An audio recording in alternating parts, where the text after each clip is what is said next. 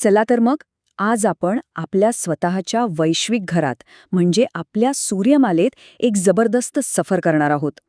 आपण या सफरीची सुरुवात थेट सूर्यापासून म्हणजे सूर्यमालेच्या तळपत्या केंद्रापासून करणार आहोत आणि तिथून बाहेर दूरवरच्या थंड प्रदेशापर्यंत प्रवास करणार आहोत. मग तयार आहात ना? चला सुरू करूया हा आपला अद्भुत वैश्विक प्रवास.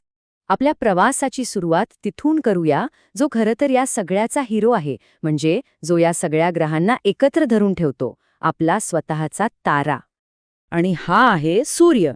तो फक्त एक चमकणारा गोळा नाहीये, तो आपल्या सूर्यमालेचा खरा आधार आहे. त्याला ताऱ्यांची जननी असंही म्हणतात, कारण आपल्या सूर्यमालेतलं सगळं काही, प्रत्येक ग्रह याच सूर्यामुळे जागेवर आहे, त्याच्याच गुरुत्वाकर्षणाने आणि त्याच्याच ऊर्जेवर सगळं काही चालतं. तर सूर्याबद्दल 3 मुख्य गोष्टी लक्षात ठेवूया. 1. तो एक तारा आहे. 2. तो आपल्यासाठी ऊर्जेचा सगळ्यात मोठा स्रोत आहे. आणि 3. त्याचा आकार तो प्रचंड मोठा आहे. म्हणजे किती मोठा? तर विचार करा, संपूर्ण सूर्यमालेचं जवळजवळ सगळं वजन म्हणजे 99.8% वजन एकट्या सूर्यात आहे. बाकीचे सगळे ग्रह मिळून फक्त छोटासा हिस्सा आहेत. आता कल्पना आली असेल तो किती महाकाय आहे. ओके, तर सूर्याची ओळख झाली. आता आपण आपल्या सफरीच्या पहिल्या टप्प्याकडे वळूया, म्हणजे सूर्याच्या सगळ्यात जवळ राहणाऱ्या त्याच्या शेजाऱ्यांना भेटूया. हे आहेत लहान खडकाळ ग्रह. आपला पहिला स्टॉप बुध. हा सूर्यमालेतला सगळ्यात छोटा ग्रह आहे. पण एक गंमत आहे, तो सूर्याच्या इतका जवळ आहे तरीही रात्री तिथे प्रचंड थंडी असते. असं का? कारण बिचाऱ्याकडे उष्णता धरून ठेवण्यासाठी वातावरणच नाहीये. बुधानंतर आपण आलो आहोत शुक्रावर. आता इथे एक ट्विस्ट आहे. हा सूर्यापासून दुसऱ्या नंबरवर आहे, तरीही हा सूर्यमालेतला सगळ्यात गरम ग्रह आहे, म्हणजे बुधापेक्षाही गरम. याचं कारण आहे त्याचं दाट वातावरण. ते उष्णतेला बाहेर पडूच देत नाही, अक्षरशः एका प्रेशर कुकरसारखं काम करतं. आणि आता आपण आलोय आपल्या घरी पृथ्वीवर. या एवढ्या मोठ्या विश्वात हा एकच असा निळा ठिपका आहे जिथे आपल्याला माहीत असलेलं जीवन आहे. हीच ओळख सगळ्यात खास आहे, नाही का? आपल्या खडकाळ ग्रहांच्या टूरमधला शेवटचा थांबा मंगळ.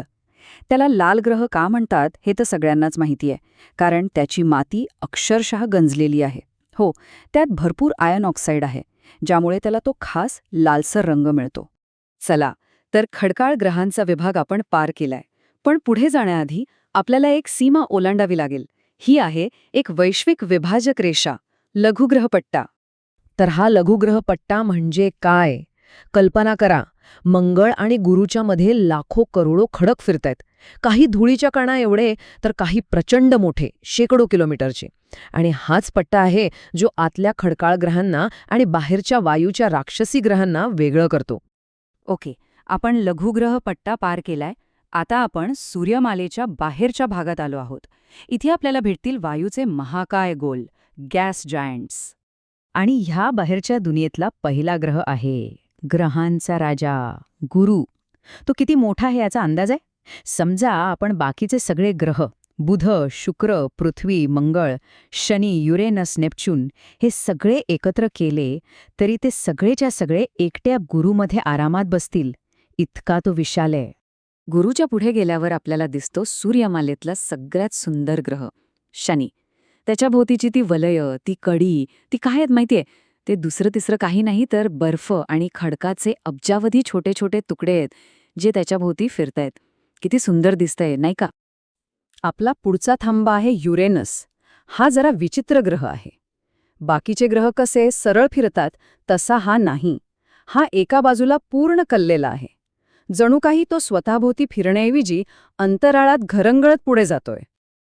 आणि आता आपण पोचलो आहोत आपल्या ग्रह सफरीच्या शेवटच्या थांब्यावर, नेपच्यून.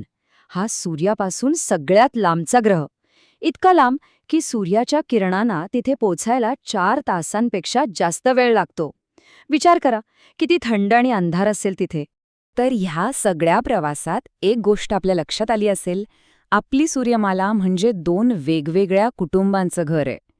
एकीकडे सूर्याच्या जवळ राहणारे छोटे खडकाळ ग्रह आणि दुसरीकडे लघुग्रह पट्ट्याच्या पलीकडचे मोठे वायूचे महाकाय ग्रह. किती वेगळे आहेत हे दोन्ही गट? आणि हा फरक किती प्रचंड आहे हे बघायचं असेल तर ही प्रतिमा बघा. एका बाजूला आहे इवलासा बुध आणि दुसऱ्या बाजूला आहे तो राक्षसी गुरु. म्हणजे लहान आणि मोठ्या आकारात किती फरक असू शकतो हे या एका चित्रातून स्पष्ट होतं. खरंच अविश्वसनीय आहे हे. पण थांबा, गोष्ट इथेच संपत नाही. आपली सूर्यमाला म्हणजे फक्त सूर्य आणि 8 ग्रह नाहीत. इथे अजूनही काही इंटरेस्टिंग पाहुणे आहेत. हो, आपल्या या वैश्विक घरात धूमकेतूंसारखे बर्फाचे प्रवासी आहेत, जे सूर्याजवळ येतात तेव्हा त्यांच्या मागे एक सुंदर शेपटी दिसते. आणि प्लुटोसारखे बटुग्रहसुद्धा आहेत. म्हणजे ते ग्रहांच्या व्याख्येत बसत नाहीत, पण तेही तितकेच महत्वाचे आहेत. तर आपल्या या सगळ्या शेजाऱ्यांना भेटल्यानंतर, म्हणजे कुठे आग ओकणारा शुक्र, कुठे बर्फाळलेला नेपच्यून, या सगळ्यांच्या तुलनेत आपल्या ह्या लहानशा निळ्या ग्रहाला घर म्हणणं याचा अर्थ किती खोल आहे, नाही का? विचार करण्यासारखी गोष्ट आहे ही.